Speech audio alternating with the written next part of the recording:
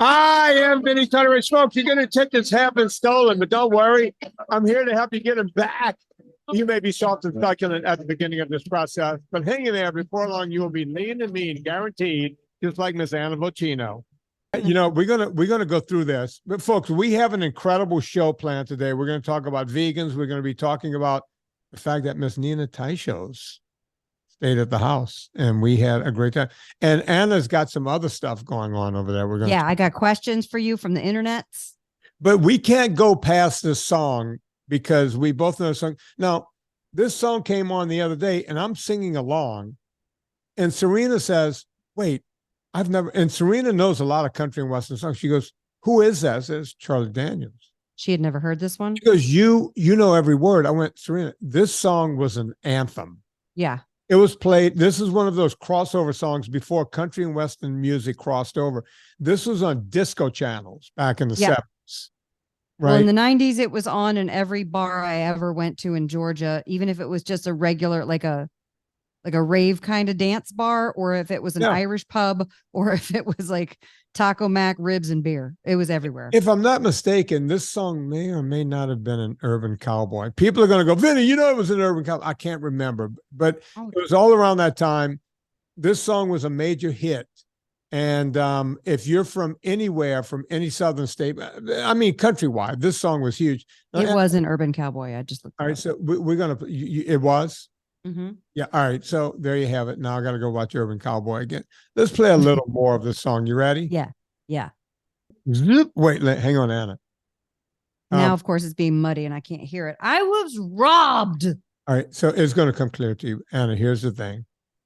I'm going to play most of the rest of the song, and then I'm going to make a comment, and I want you to either agree or disagree. And by the way, you won't hurt my feelings if you disagree. But I was saying this back in the 70s about this song. Whenever this song came out, 80s, whenever it came out, I was saying this back then. And everyone told me I was wrong. And are you going to call it overrated? Are you calling it overrated? No. I picked out a flaw in this song. Okay. A lot of my friends said, "Oh, come on." And actually, they didn't say I was wrong. They were like, "You're an idiot." You know, so no one told me I was wrong. They just called me an idiot. So here we go. Let's, for anyone who does not know the song, get a new insult. Yeah, the devil went down to Georgia. He was looking for a soul to steal. He was in a bind. He was way behind. He was looking to make a deal, and all of a sudden he comes across this guy playing a fiddle, and this kid was playing the crap out of the fiddle. Yeah, he's real good. Yeah, he's good. His name is Johnny. So the devil needs a soul, right? Yeah. He's in Georgia. I'm sure he could find some soul. There are plenty. There's a lot of stuff going on in Georgia, but apparently the devil was down on his luck that day, and somehow he sees a kid playing the fiddle. Turns out the devil played a bit of a fiddle himself. Yeah. You know, that's what the song is about. All right, so, but there's a flaw in this song, and I want everyone to hear it with me. See, this is my critical thinking. Even as a kid, okay. So how does this guy come up with this stuff? Let's just play the song here, Anna. You ready? Do you hear the flaw in this song? Number one, I hear the flaw, but really quick, first, I just realized this song is NSNG because it's chicken in the bread pan picking out dough. Yeah. Number one. Yeah, good. Number two, the flaw is they play a guitar for when he's supposed to be playing the fiddle. No, well, that's the Band of Demons. And by the way, the Band of Demons are, I mean, they are good. I would go watch the Devil Band just warm up. I mean, you heard that. I mean, it's like Band of Demons joined in. It sounded something like this. And then the band is but I know, but he said that he rosined up his bow, and I didn't hear any fiddle playing. Oh, you see, I only heard the Band of Demons. They overpowered the devil. No. That's where you're wrong. The first thing the devil does is he just rubs. He doesn't put a finger on that Stradivarius. I think the devil plays a Stradivarius. The devil and Itzhak Perlman. Yeah, he's got so he just runs his thing. He just runs that bow right across. You want to hear it? Yeah. Let's see if I can find it.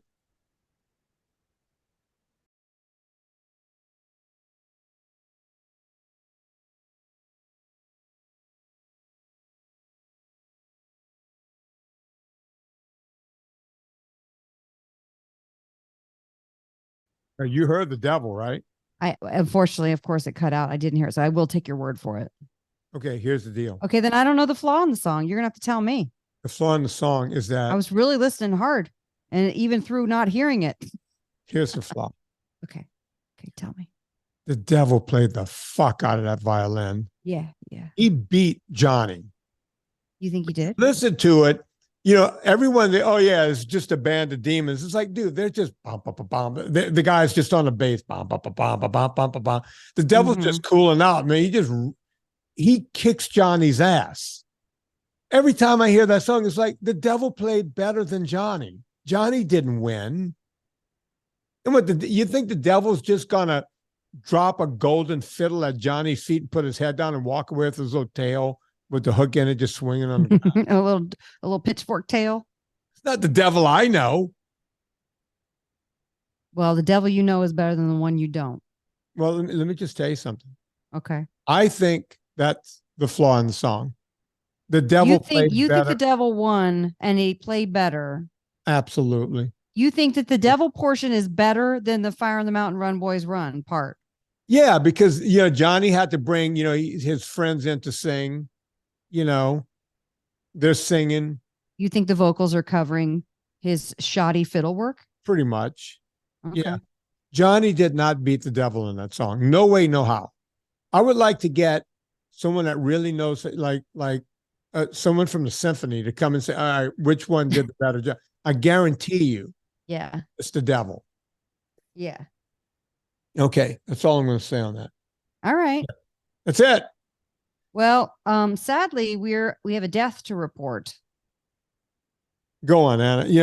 Everybody and their cousin, look, I know we're 2 weeks ahead still, but this is going to be covered. We don't have to talk about it that long. No, I do want to cover it. Really sad because I want to make a point. Can you read a little bit about? Yeah, I mean, I'm trying to find something that's not the Post, but here we are in the Post, not the Washington Post, the New York Post, completely different Post. Vegan raw food diet influencer Zhanna Samsonova shared a chilling message on Instagram just days before she allegedly died of starvation on July 21st. Quote, life is meaningless, but worth living, provided you recognize it's meaningless. Samsonova, 39, posted an Instagram story 2 weeks ago, which, by the way, we all post a lot of stuff on our Instagram, so I don't think that means that much, but she hadn't posted in 7 weeks. Her TikTok had been inactive, and apparently she died of starvation and exhaustion, is what was reported. After subsisting exclusively on a diet of exotic fruit in Malaysia, her friends and family told Newsflash. I mean, I don't even know how substantiated all of this is. But let me just give a trigger warning right now. If you're suffering from an eating disorder, please get help. Please talk to somebody. There are people out there who want to help you because it's not good. And it doesn't feel good to be experiencing that. And it's really sad that this woman got to the point where she passed away, if that's how she died. And if it is, and it seems like it is from the news. I mean, no one's coming out to say anything else. It's been several days since we got this news as of this recording, right? So, look, the first thing when people first started bombarding my Twitter and my Instagram and my email inbox and everything else, my first thing was, this is so sad. You never want to see someone die, right? No, of course not. It's so sad. Like people, I get it. People want to gloat and go, see, another vegan died. Another vegan. It's like, yeah, people die every day. And this is beyond veganism. This girl is sick. She had an eating disorder. Look, veganism is an eating disorder. You're cutting out proper nutrients that will keep you healthy. We know that. But she took it to a different level, just like that idiot fruitarian we had on a few years ago. Right? She took it to that level. Now you're really not getting what you need. And it's really sad that even at the end, no one can come in and protect her and force feed her. I don't know where she was in her life to be force fed or anything else. Yeah, I don't think it's even about force feeding. I think it's about getting someone into an inpatient treatment center. And it's almost, look, there's been so many anorexics that, have done consults with me and everything else. And the first thing I tell them, is like, first off, I cannot help you. I'm not a doctor. You need to go get help. Yep. because part of their addiction is they want to call me and go, wait, can I eat something? Can you promise I'm not going to gain weight? It's like, look, I'm not going to help you with your problem. I can't help you. I don't have the tools. I'm not set up for it. You need to go get help. Right. That's the bottom line. Let's do this for Debbie. Listen, a vegan died of an eating disorder, but was it because of veganism? We don't know. The one thing we do know is that Zhanna had an eating disorder, and that's not good. She needed help. Folks, listen, this is not about veganism. If you have an eating disorder, go get help. Please go get help. Or if you know someone with an eating disorder, do whatever you can to get that person the proper amount of health. Debbie, you're going to have to cut this in. I said health. Give that person the proper amount of help that they need. All right. Stay motivated. So Debbie can cut that in. Wait, don't say the stay motivated if it's supposed to be in the moment on the show. The stay motivated is when you're at home filming. No, I do it sometimes on this too, but she can put it in there. At any rate, speaking of filming a lot, I don't know, have you been watching my I finally saw my favorite video of yours. I know I'm behind the times. I love the coconut oil one. Yeah, apparently you know I watch all YouTube videos on 1.5 speed, and I watched you on 1.5 speed. It was great. I'm sure it would have been great at regular speed too, but I know it was really good. Your YouTube stuff is great. It's starting to pick up, is getting traction. Look, my subscriptions I saw is almost at as of this 21,000. Okay, good.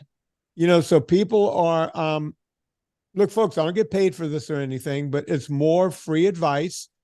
It's very pointed, so you can look at the video, you learn just about coconut oil, and I'm not messing around. I'm not playing, Charlie Daniels band music. Specific focused tidbits of information that you need. Yeah, and the one that's coming out tomorrow is Rock Hard Abs After 40.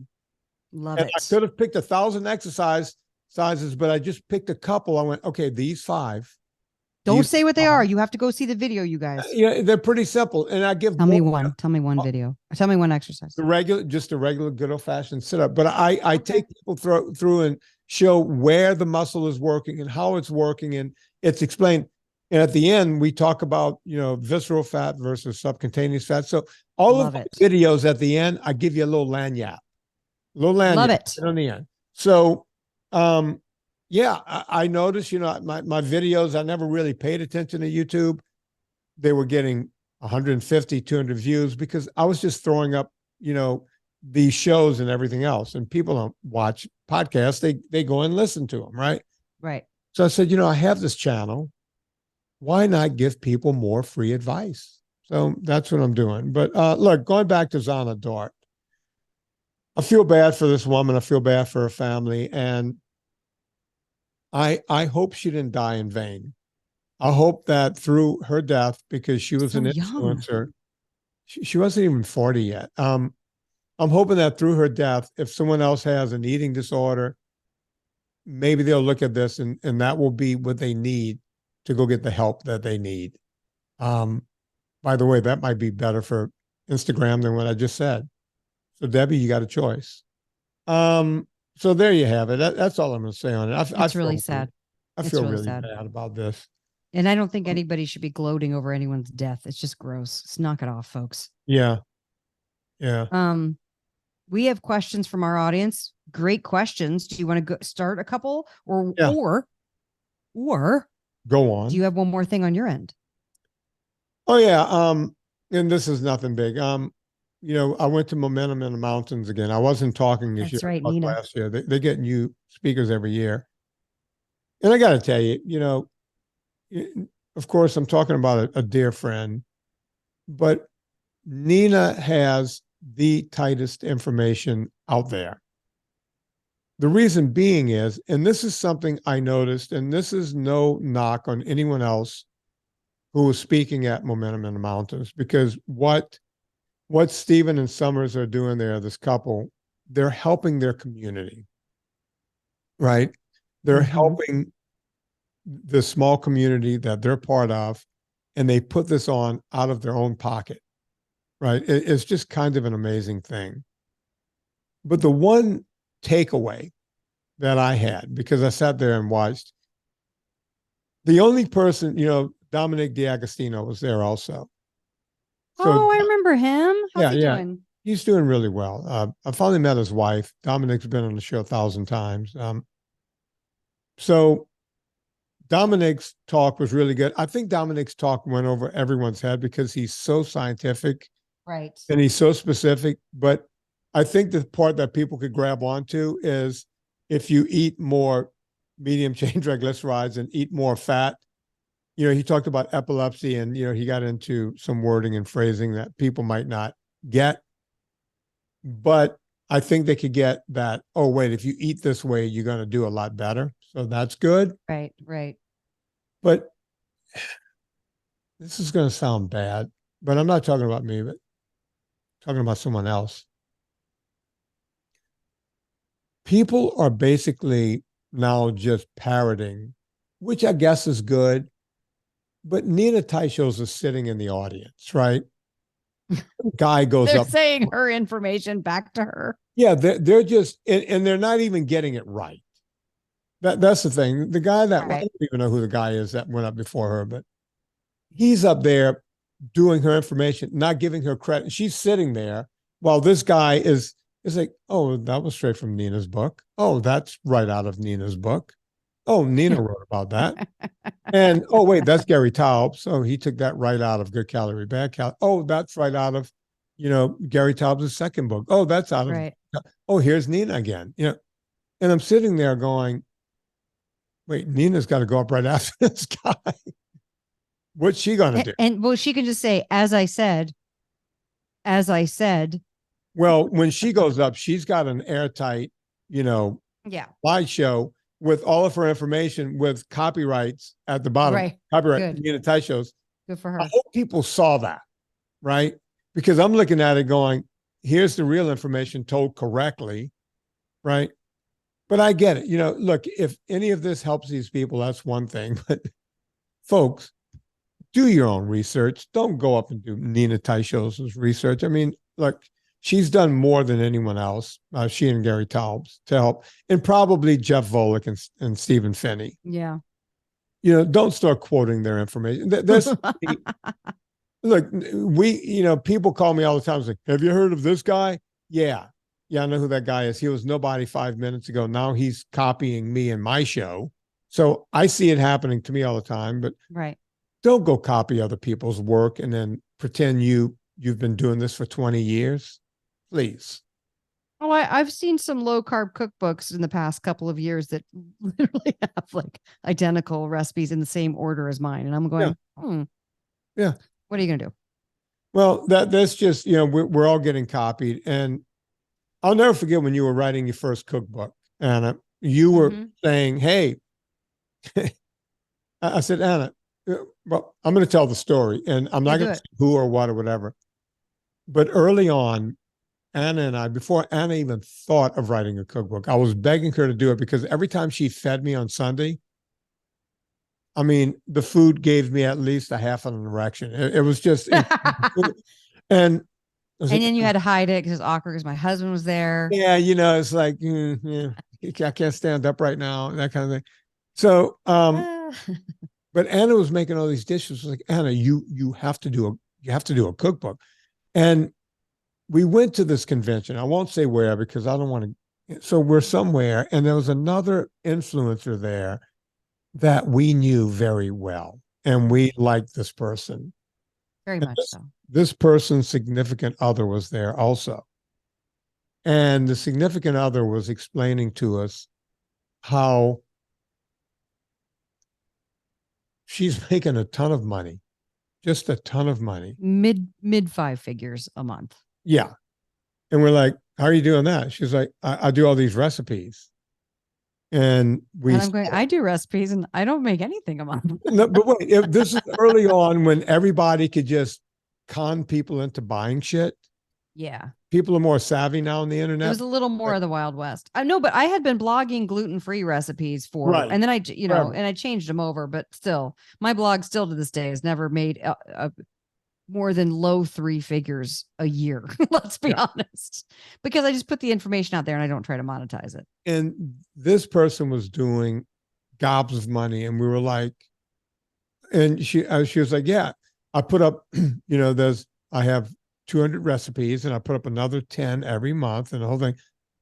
And Anna and I are sitting there and we looked at each other and we were like, how are you coming up with all of these? How do you have the time? And very gleefully, she goes, oh, I have no idea how to cook. I just go on the internet and copy these other recipes and just put them up as mine and sell them. And it was like, well, no, she said, if you change something like a half a teaspoon to a quarter teaspoon, boom, it's your recipe. You own it now. Right. Like one little thing has changed. Yeah, which is not totally true. I've come to find out you have to actually change the language in the description and blah, blah, blah, blah. So, but that doesn't mean you're going to get busted or anything. Right. She was saying, I'm just going out there and finding everything I could find. Yeah. I put a bow around it and sell it to people. And she was gleeful about it. Well, I guess so. She was making a lot of money. And we felt like, you know, at first Anna and I walked away. We walked away. We're walking through this hotel and it's like, really, hold on. Wait, just say what I think she said. Are we that stupid? Should we be stealing money too? And Anna and I that night, we had a drink and we were like, I said, Anna, could you do that? And she was like, no, I can't. She goes, can you do that? I went, no, but that's why I'm still broke. I know. There were so many things I could have stolen from people in Hollywood and made it mine and gone. And it's like, no. And we both looked at each other and I said, if we ever have to do that, I quit. I'm just gonna, you know, I have a good clientele. I can just train people the rest of my life. Yeah. I refuse. Now, almost everybody we knew, and we knew a bunch of people doing this, they're all basically out of the business now. Or you don't even hear. No, it is kind of crazy.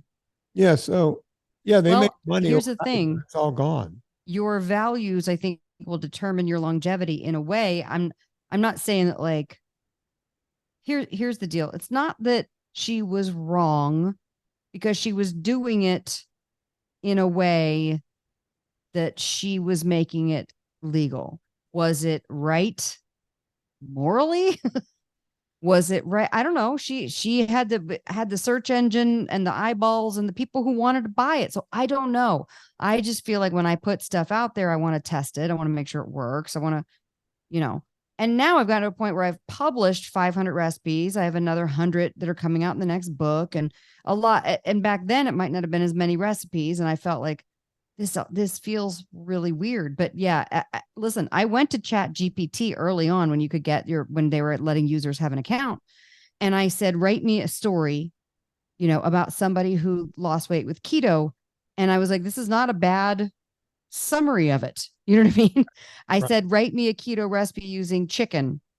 And they wrote, you know, a recipe. And I was like, it's not quite there, but it's certainly enough to fill the internet with junk. So knowing what we know, like how we search for different things and how stuff comes up on our feed. And of course I tap on it because I'm bookmarking stuff so we can talk about it on the podcast. So stuff then it perpetuates and it comes up. You know, all this stuff comes up and I'm like, oh, they basically took Chat GPT and they're like 1,000 keto recipes for $9.99. That to me goes, oh, somebody who's great at marketing and buying the correct AdWords, keywords, and blah, blah, blah. You know, they make 1,000 keto recipes and sell them for $9.99. And then, you know, they haven't put that much effort into it. Maybe they style it a little bit, maybe make a graphic and make a cool font and then call it a day. There's not a human at the other end. Right. You know, giving information. It's just a thing. And there's nothing wrong with that. It's not our business model. So I just real quick to want to read you something that one of my web guys was trying to, he goes, I'm messing around with Chat GPT and I put in, write a sales pitch in the voice of Anna Vocino. Are you ready? Go on. And I'm giving this an accent because it feels that way to me. Like this is what Chat GPT AI thinks that I sound like. Ready? Here we go. Go on. Well, slap my knee and call me Sally. Have I got the gluten-free spaghetti sauce for you? This tomatoey, herby, garlicky sauce is guaranteed to get your taste buds dancing without any of that nasty gluten to weigh it down. I'm going to skip some things. And y'all know you can't have real Italian sauce without the herbs. We're talking oregano, basil, parsley, just a whole family reunion of spices up in here. Gives it that extra oomph to have you doing a little happy dance with every bite. This sauce sticks to gluten-free pasta like white on rice. Just imagine twirling corn spaghetti or a big spoon of penne and letting those flavors dance on your tongue. And the best part is 100% gluten-free, baby. So treat yourself to a big old bowl of gluten-free, flavorful spaghetti. This sauce will have your taste buds saying, hallelujah. Corn spaghetti. Corn. That's what I just wrote him back in quotes, corn spaghetti. I mean, also, by the way, why is there 100? But I cut out about 4 paragraphs too. There's 100 mentions of the word spaghetti, which is a word I never say unless it's a recipe with spaghetti squash. Right. And no mention of low carb, NSNG, keto. So AI doesn't quite have it right yet. Right. But apparently I say y'all a lot. I will come to that. It'll get there because it will. Right. Well, we should put one in for Vinnie Tortorich and see what he does. Let's put one for Mark. Hashtag corn spaghetti. Hashtag never forget. Listen, it's all just crazy. And we're here trying to disseminate things and put things out that people can, we're trying to help people, and it's weird for me when, and I'm sure, I don't know who the guy was. He wasn't a doctor or anything. I think he was a pharmacist. And, he was up there it's like the woman is sitting right in front of you. Can you say, I got this from Nina Teicholz's book? It's something, I would love to see her do a presentation. I bet she's so good. Oh, she is. She, unlike me, she was at the house the night before and she goes, I need to go through my computer, go through my slides, make sure everything. I'm like, wait, you actually prep before you go on stage? Yes, Vinny. Some people actually prep. Did you give her spices? Can I fangirl for a second? Yeah. As soon as she walked in, I gave her yours, and then she goes, "Oh, she does this," and I said, "Oh yeah," and she does pasta sauces too. And I gave her. I should have sent her pasta sauce. I gave her my last arrabbiata. I'll send you some. And I gave her. You earned it. I had a crema that I was hanging on to for dear life. Gave it to her. We have more of both of those in stock. Okay, hang on, Anna. Here's the worst part. I didn't give it to her. Serena goes, "Oh, we have some of Anna's sauces right here in the pantry." And he's like, "Don't touch." Like, I don't know if she's gonna like those. I don't know. I don't know, honey. She's Jewish. They don't. They don't. They don't understand. Yeah, they don't know. They don't know. Just she can get Trader Joe's. That's good enough for her. She doesn't need this. But no, I happily gave her. I'll send you some more. Thank you. Yeah. No, you don't have. I'll buy some. I just love her. It's just nice. It's just nice to have a real smart lady out there in the space. You know what I'm saying? Wish you could have been hanging with us for the weekend because I would have had fun with y'all. Oh, me and Nina, we had a couple of drinks and we got a little loose with the tongues. Good. Serena had enough of it. She goes, "I'm going to bed." Yeah, she's like, I'm going to bed. And it was like, you guys are dumb. Bye. Later. We got this. Cool kids. We're going to stay up real late and yell about everyone. We're going to stay up till almost 11. Oh, listen, Anna. Yeah. You put a couple of drinks in the two of us and we start talking about, because we're in this business, right? We're trying to help people. We're in the business of helping people and we barely make enough to survive. Right. And on the business, like, yes, I make my money on vitamins and coffee and foods. Yes, I'm okay, folks. But this podcast, sometimes I have to supplement the podcast to keep it going. Right? Yes. Even with all the proceeds that come in, I look at it and go, well, we're running short this month. I got to pay bills. And Nina, the same thing. I mean, and we're sitting there talking about this one, that one. You would have loved it.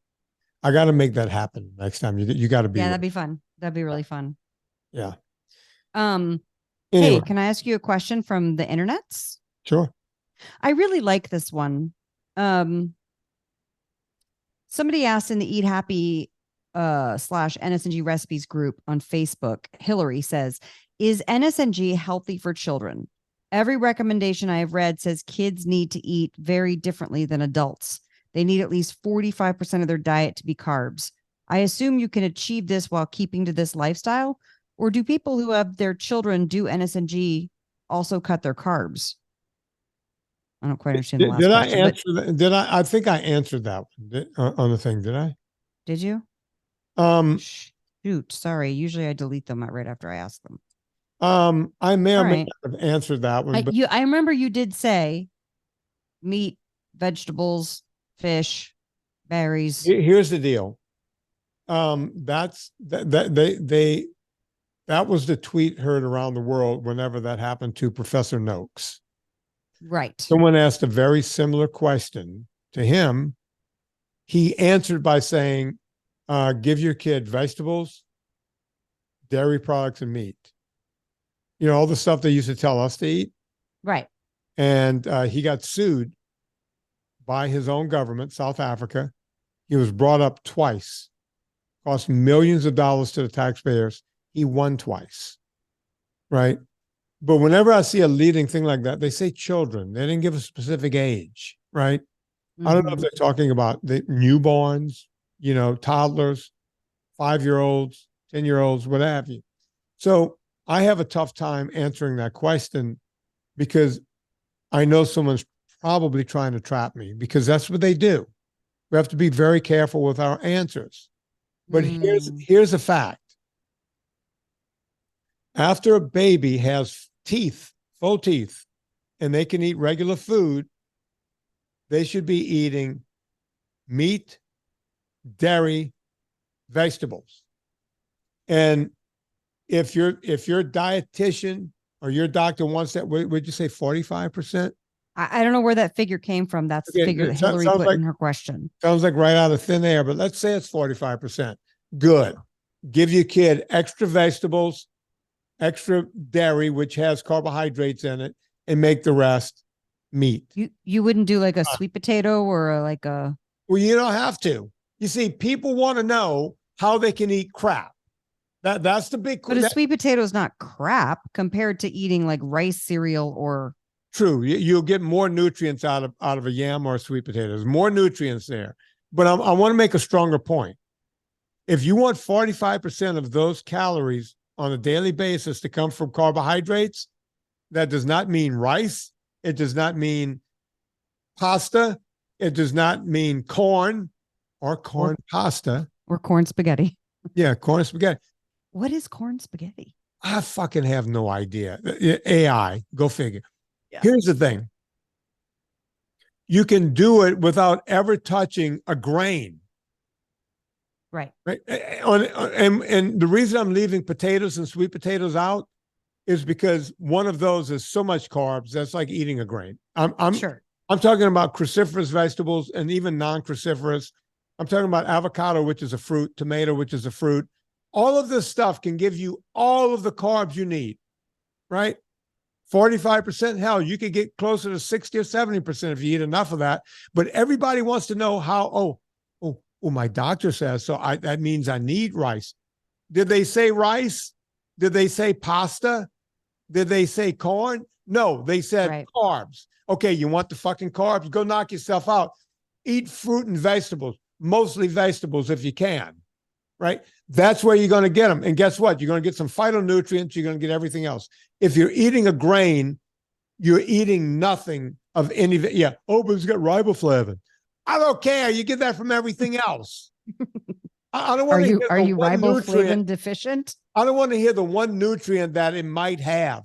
And by the way, by the time they polish up rice and by the time they beat pasta to death, it's all gone. It's gone. Okay. Don't fool yourself into thinking you're getting something. Bullshit. You know, That's people the wanna that's the know what they Instagram video. Well, my said I can. I don't care. I don't care. I love it. And it drives me nuts. Everybody wants to know what they can do with impunity. Well, a dietitian. Yeah, a dietitian. It's a group that came out of the Seventh-day Adventists from 1865. You know how I know that? Gary Taubes mentioned it in his book. I gave you credit, Gary. Nobody else would do that. That's where I got that from. You want to know where I heard it first? Gary Taubes. Thank you very much. I'm out of here. Yeah, You want to quit? You want to quit? I got to relax. Do a Villa Capelli ad. And I got to relax. Tell me about olive oil. You know what kids like? You know what I liked as a kid? I feel like this is very telling. I always hated eating carby meals, even as a kid. I told you I hated pancakes, right? I hated pancakes and French toast. I Wait a hated just minute. having pasta. Hang on. Nobody hates I do. a pancake. I hated them. Really? They're too sweet.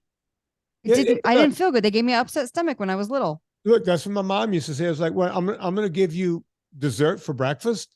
Yeah. Yeah. We had Well, I even noticed it if I just had spaghetti and spaghetti sauce as a kid. I didn't feel good. I needed to have meat and I needed to have a salad. I needed to have those things. Are we doing an ad? Wait. Yes, I'm getting there. I'm getting there. All right. Don't eat. Go on, Anna. By the way, Anna, I have the recipe for the best Italian dressing you'll ever have is on my Pinterest. And you know what it uses as the main ingredient? Villa Capelli olive oil. That's what I'm getting to. All kids like Italian dressing.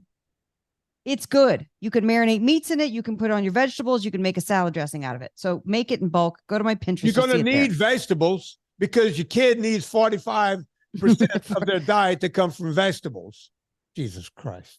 No, it's not Hillary's fault. This one we've been told. I know. I just don't want her to mess up her kids. Look, you want your kid to be dead like Zonda? What's her name? Zhanna.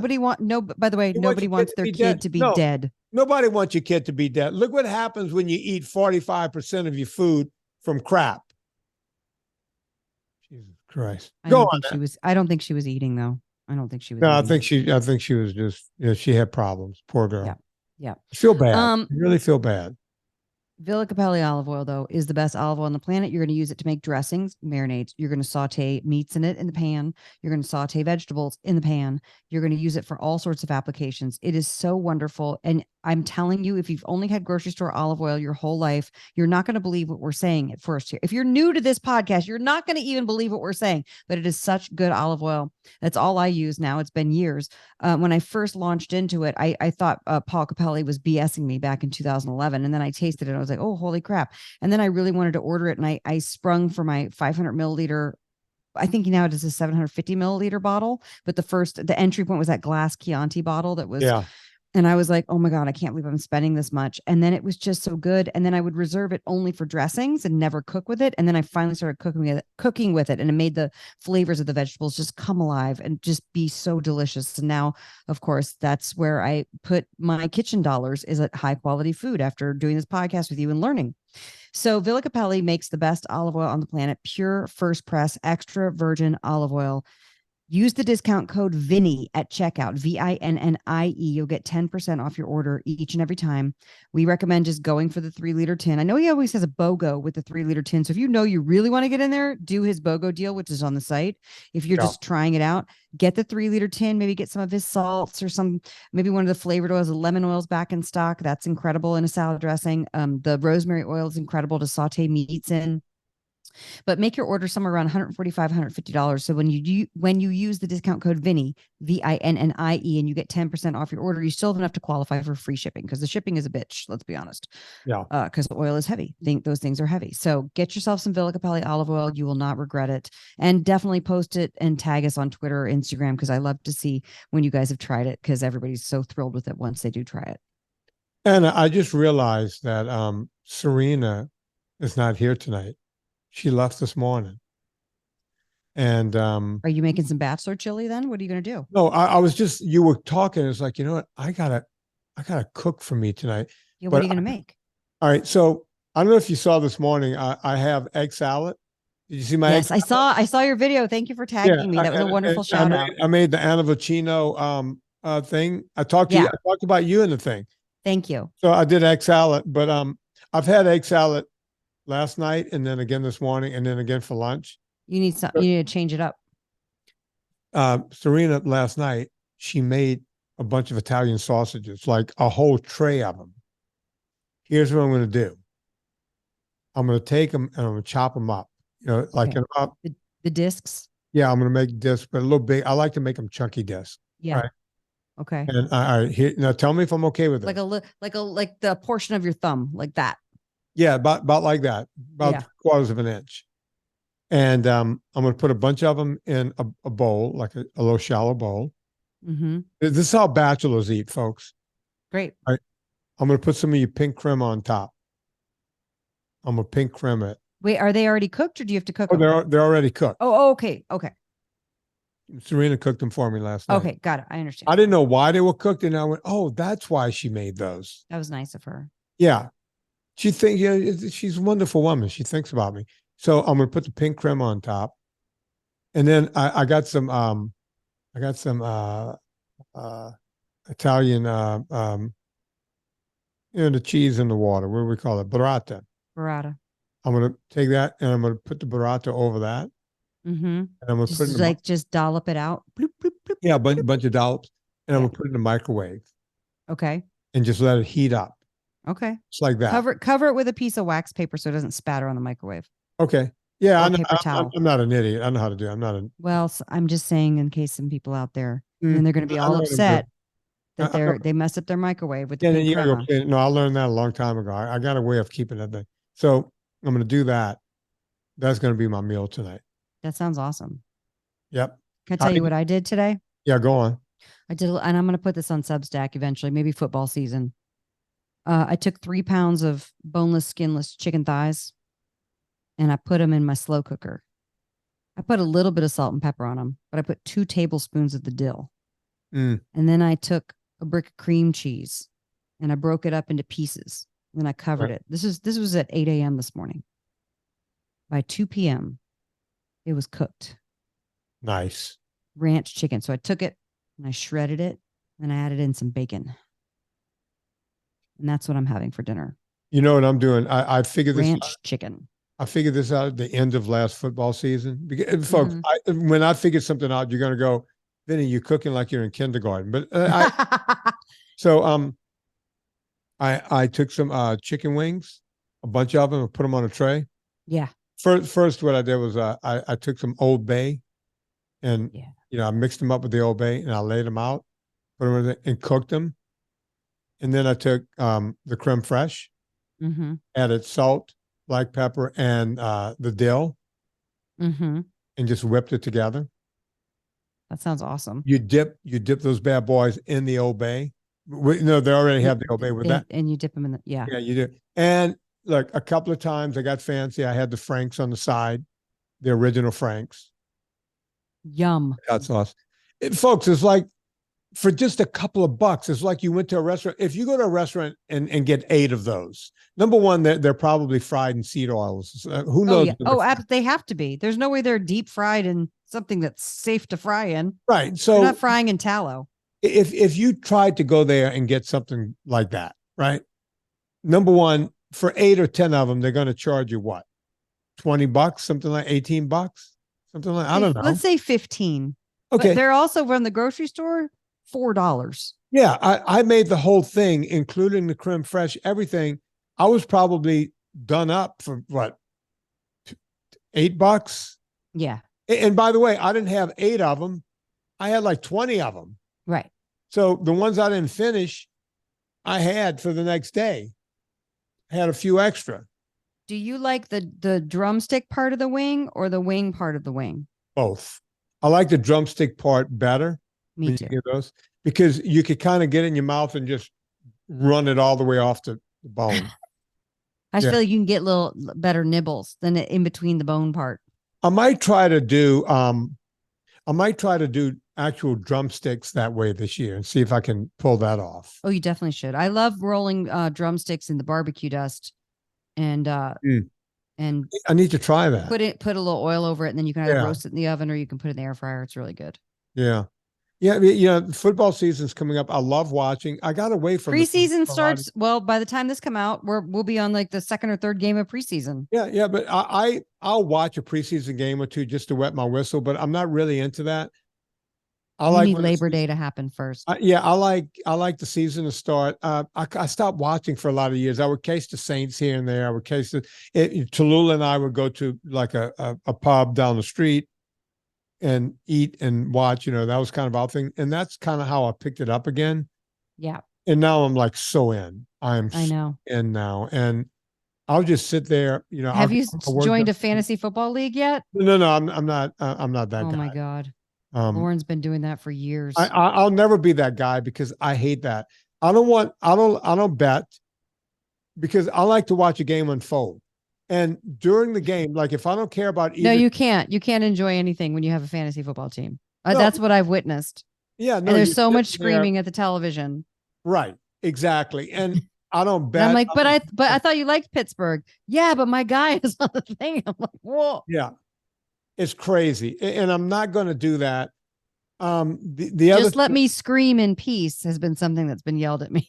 Like last year, at the beginning of the season, I was like, you always want the Saints to win because my brothers they're at the games, they're Saints fans and the whole thing. Right. But I started watching, the Redskins, but I think they call them something else now. Commanders. That's my team. So. That's right. Because you live there now. Yeah. And they would show that game. It was like, I started. And then that kid, Jalen Hurts, I like watching the real talented. That Jalen Hurts, he ended up in the Super Bowl. I like him. Yep. Of course, my favorite team, not because they're winning Super Bowls, but it's because of the player. I love watching Kansas City because I love because of Mahomes. Mahomes. I mean, he's amazing. Just watching that guy do what he does is just unbelievable. So I start getting into these, but then. Like Kurt Lapierre is going to hate this, but who gives? Well, he's a dumb Vikings fan, so who cares about Minnesota, right? But Kirk Cousins starts winning games, right? And it's like, wait, I thought this guy was almost out of the NFL, right? It's like, that's interesting. Wasn't he like someone's backup? Like all of a sudden, Kirk Cousins comes around and starts bringing his team around. And, Minnesota fans are like New Orleans fans. They're tried and true. Even well, same with Redskins fans. But Redskins fan. But you see, the thing about New Orleans is and we're true fans because our team always sucks. So I know back Riggins. We had Theismann and Riggins, and that was it, guys. Yeah, that's kind of it. But New Orleans. I mean, we have ravenous fans, but let's face it. You're in the 68-degree controlled environment. It's perfect in there. Everyone loves the Superdome. These guys are out there. It's 10 degrees with no shirt on. They're going skull. They're nut jobs. And I'm like sitting there going, I can't hate these. It's like Green Bay. I love Green Bay. They're out there. It's snowing in September, and they're out there. All of them, big cheese on their head. I love that. Right. I got into Minnesota last year because of Kirk Cousins. Yeah. Who was at the Redskins for a hot second? He started at the Redskins, I think, didn't he? And didn't do that great. Yeah, they ended up calling him prime time because he literally kept screwing up in prime time. Also I feel like maybe it's the Commander's curse. But listen, I am a diehard fan. But I also, when I see the Commanders play, I get upset. I'm like, I have to walk out of the room. Like, it's so stressful. I love them so much. It's my childhood. You really? I didn't realize you were that big. Yeah. No, DC is very big because we don't have baseball. Well, we have the Nationals now, but when I was a kid, we didn't have a baseball team. Yeah. You rooted for the Orioles, but that's Baltimore. Like, you wouldn't go over there. You know what I mean? It was all Redskins all the time. And in fact, they lived in my neighborhood as a kid. So Mark Mosley lived up the street. I got Dave Butts signed my trash can. I had a little Redskins trash can, and he signed it. Else? Oh, one of those. Yeah. No, it was an actual you know what I mean? Yeah. Back when you couldn't get stuff off the internet, so if you got some piece of memorabilia, it was very exciting. That was a big deal. Yeah. Yeah. Great show on Netflix. I watched. There was eight part series called Quarterbacks.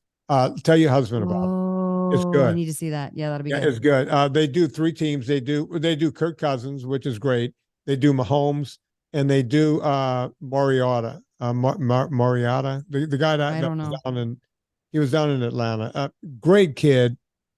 Just he had a bad. See, I lived in Atlanta 10 years and I never got on board with the Falcons. As a New Orleans fan, we You do don't not like like the them. no. No. There's no Falcons as far as we're concerned. But yeah, Falcons, you are dead to us. I will watch any game. I love watching the pomp and circumstance and everything that happens, and it's just all fun. And we're gonna make that the final word. Yeah. We did Villa. Okay, great. So I am just going to then queue up. Do you want to talk? Let's say one thing real quick. I want to ask you this one because this is super short. All right, go on. I'm in. Elizabeth asked in my Facebook group chat, which I don't even understand why we have a group and then also a group chat. But then I've been told that I'm the one who started it, so I'm the dum-dum who made it happen. just another way. We're always the reason. I'm always. I know. Why is this? And they go, well, you wanted it. It's like, did I really? Did I? If I had known, I wouldn't have wanted it. No, it's a good chat, but then I just don't understand why it's not part of the group. It doesn't make sense. I don't know. Facebook sometimes adds on things and you're like, what are we doing? I don't know. Yeah. Elizabeth asked, hi, I know this might sound odd, but I'm going back on NSNG after being off of it and gaining 30 pounds over COVID. I lost 6 pounds in a week. Yay. But what's helped me curb my appetite is having a daily edible. Does Vinnie say anything about adding a small dose of marijuana to NSNG? Now, to be fair, I did tell her, you and I do not have a lot of experience personally with marijuana. Using marijuana. I've never used marijuana. You've never used it. I've used it very rarely and don't like it. So I don't know what you're going to say, but I said I would ask you at some point, and here we are. Okay. I thought that was funny. I was like, you don't get the munchies? Okay. Here comes old man Vinnie. Okay. When I get off drugs and off my lawn. Get off my lawn and drugs too. When I was in college, the only edibles I knew of came in a brownie, or they would put them in cookie dough and then cook up the cookie dough. Right. So right. They would just put marijuana, they would grind it up really fine. And they're gummies now. Right. So that's what I was going to ask first off. But they're like really strong. So are they dosed out? I guess, are they dosed out? Because the kids in college, sometimes they would take one bite and get really high. Other times they would have to eat 4 brownies to get high. So I don't know. Everybody does that thing where you eat a brownie. This is when I decided that it wasn't for me, because you eat a brownie and you're like an hour and a half later, like, I don't feel anything. So you eat another brownie and then all of a sudden you're like, the world is melting and you think you're going to have a panic attack and die. Or maybe that's just me, but I didn't care for it. So right. And the other thing I've noticed is happens and then everything happens. Exactly. And then I don't love that. And that's when you hear those 911 calls with people on weed who are freaking out. You know what I mean? You're like, it'll pass, but I get it. Because back when I was around all of that, was my college days, because it was just rampant in college. Everyone just had either smoked it or they ate it, and then they just got real calm and real happy about life. I think a lot of people really cotton to it. I just think that I'm probably not the. I will say this, having observed a lot of people who are California sober, which is they don't drink alcohol, they just do the edibles. Yeah. And there are a lot of people who are California sober, not just in California. Right. I will say, whenever they tell me, hey, you should try, you know what? You don't like edibles. You should try this kind of edible. That's a mellow one. You should try this one. I get that unsolicited weed advice all the time, because I think that I look like and I think I've talked about this years ago.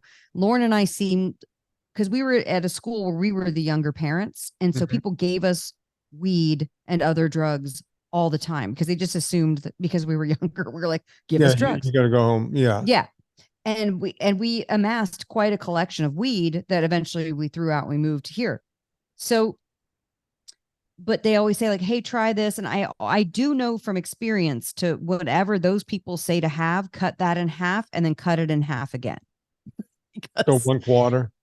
Yeah. So if they're like, oh no, this 10 milligram it's so smooth and it's so easy. I'm like, okay, have 2.5 milligrams or less Got it. because that person has built up, because you can build up a tolerance to it. So Anna, can I go back to my original question? Yes. People buy a gummy bear with THC in it, I guess is THC. Well, there's a balance of different things. So there's a combination. Some are THC mixed with CBD, some are all THC, some are indica, meaning couch, meaning it'll relax you and make you tired and chill. Some is sativa, meaning, and by the way, all this stuff has been hybridized to be the most potent version of itself, which is another reason to be frightened of it. I know, but I'm telling for the audience. So here's my question. Yeah. Each gummy bear is not just willy-nilly like the pot brownies used to be in college. No, because at the pot brownies in college, stuff could get dispersed if you don't mix it completely right. evenly. You can have a ton of pot in one and that. So, right. So each gummy bear has a certain amount of some active ingredient. Ideally, yes, but who is the governing body who's checking all of the products? And I know in California, there's a number of different companies that you can like rely on. Like there's ones that I've seen around, like people like this brand or that brand. And right. I get that. And then usually the people who work at the pot stores are very knowledgeable and will kind of help you out. And they like to help people out and tell you about it, you know? And, but you know, I personally, all the time, I can't imagine it doesn't make you hungry. I love that it didn't make her hungry. Like it kept her appetite at bay. Well, I really don't have an answer other than. No, I know. You're just, I guess if you're eating one gummy, that's, you're not really not doing NSNG. You're not eating enough. Right. Sugar. I have said for years, and I've said it out loud many times to you guys, he who starts the keto weed product, and I'm talking about like a fat bomb weed product. Yeah. Will make a lot of money. Oh, I could just throw it ultra fat. I can just make ultra fat. Just put ultra fat CBD THC. Yeah. Why not? I'm not doing that. But the bottom line is, I would not get into that business. I know a lot of people who are in pain, physical pain. I tried CBD. I have to. I haven't had it. Because, I have this neck problem and I can't make it through an hour without being in severe pain. And there's nights when I can't sleep, and I tried it. It just didn't do anything for me. Maybe it helped a little with inflammation. Yeah. And folks, don't say, oh, you didn't try the right one. I spent a ton of money. I went to the right people. I really researched this and talked to people who knew stuff and the whole thing. And it was 100% CBD and potent and all this kind of stuff. And, other pieces of my body that has injuries felt better. Yeah. Slightly, not a great deal, but it wasn't worth the money. It wasn't doing anything else. It didn't make me feel high or drunk or anything else. Just put a couple of drops into my tongue, the prescription amount that they told me to put. It just didn't do anything. Right. Yeah, no, I've tried CBD and not felt it. I've tried it for like anxiety and stuff and not felt Yeah, and folks, look, if you're taking it, don't go, you're an asshole, you don't know. Look, if you're taking that stuff and it's helping you, yeah, whatever works for you. Maybe I should take THC, for some of my pain. But I don't know what the long-term effects are. Everyone goes, oh, it's the greatest thing in the world. Now we're finding out it changes. People are on the stuff all the time. They're chronic users. That they have problems. They have all sorts of problems. They did come out with studies about it being an issue for the brain, impairment. So and by the way, overuse, meaning and developing a tolerance. That's true. You do develop a tolerance. I wouldn't be an overuser, but I'm 60 years without it. I think I could go. Well, I might 20 years. We got Lauren's mom to try it out and some edibles, and I think it's helped her pain. And it was hard because she came from the generation like do not try or do any of that. Very straight laced. Yeah. We don't touch that. And I don't have any problem with it. I just have noticed when I've done it, I don't feel great mentally. and I don't feel good the next day. But I also have the same reaction when I take melatonin. So I don't like taking melatonin. So, you know what I mean? Maybe I just have a sensitivity to anything that feels depressive, including alcohol. Look, we got a guy that comes around, you know, we do a lot of our yard work ourselves, but we have this guy that comes around and, you know, especially if I'm on the road or something, the grass needs to be cut, he'll come and cut the grass and do all that stuff. And he always smells like weed. And I said to him, I said, yeah, you smell like a dispensary all the time.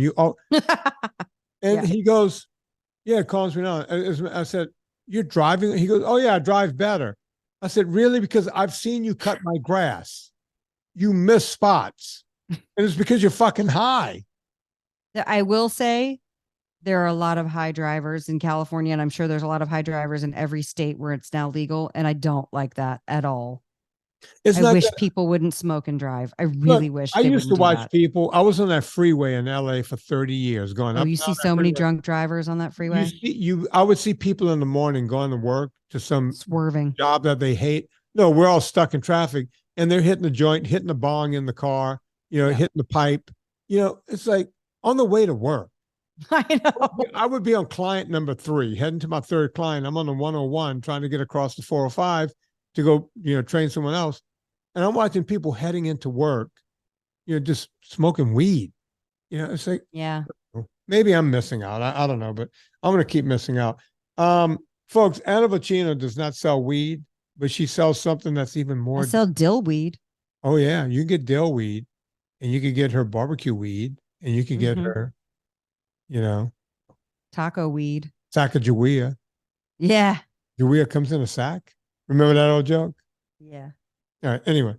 Yeah. Go to eathappykitchen.com and get some sauces and some spices. By the time this comes out, we should be pre-selling the pumpkin marinara. So yay. Yeah, it's on the 14th, right? 14th or 15th. Oh, this comes out the 14th? Somewhere around, whatever. Okay, great. Then we're going to start pre-selling on the 15th. So yeah. Great. So go get your pumpkin marinara. Go get that. Go check out everything over at annavocino.substack.com. Did I get that right? Yeah. Yeah. Got lots of good recipes up there to learn. So go see everything she's up to. For me, you know, we mentioned it at the top of the show. NSNG Foods. We just had a big sale, a big 3-year anniversary. Folks, people go, oh, I need a snack. NSNGfoods.com. Go check it out. Get the ultra fat. We have, you know, go get the PDF, NSNG PDF over at VinnieTortorich.com. While you're there, always bookmark the Amazon button. Click on it before you go to Amazon. It really helps out this podcast. It doesn't cost you anything. So thank you for doing that. I don't know what reminded me of this song. Oh boy. I can't wait. This is kind of a relaxing song, Anna. Very relaxing song. All right, so here we go. On behalf of Anna Vocino, my name is Vinnie Tortorich. Put life into living and do it with a little Chris Stapleton.